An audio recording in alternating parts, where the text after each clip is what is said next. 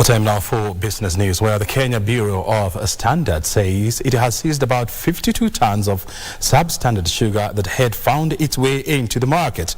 Acting Managing Director Esther Ngari says the tests are currently being done on the contaminated consignment with the aim of destroying the batch once conclusive results are out.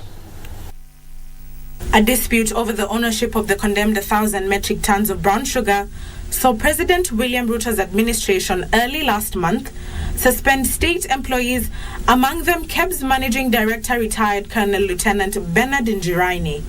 The sugar had been declared unfit for human consumption in 2018 and earmarked for conversion into industrial ethanol.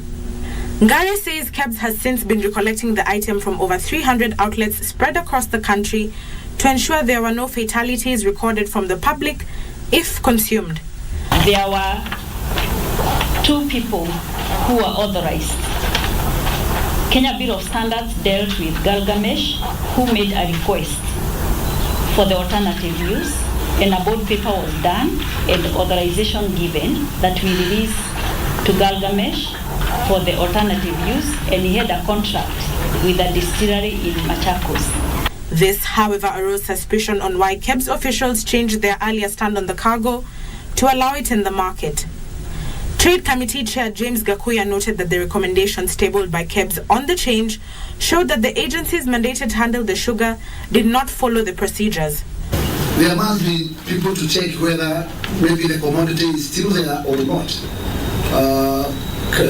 We would like to know whose responsibility was this, and whose is it the KEBS responsibility to make sure that the cargo is intact at the warehouse until at the point of departure from the warehouse to the destined route, or whose mandate? Is it KEBS or is it the KRA? To this end, Ngari assured the committee the results would be shared once the testing exercise is completed and proceed to be destroyed as had earlier been recommended.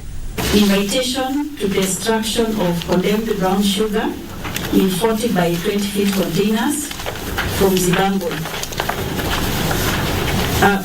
If you look at the second paragraph, the March Agency Destruction Committee meeting on 12th April 2023 resolved to release the cargo on 13th April 2023 at 9:30 hours for transportation by road to the destruction site. The incident comes at a time when Kenyans have been hit by one of the biggest price increases in sugar in more than a decade as players blame shortage. Ndutamo Kami for Prime Edition.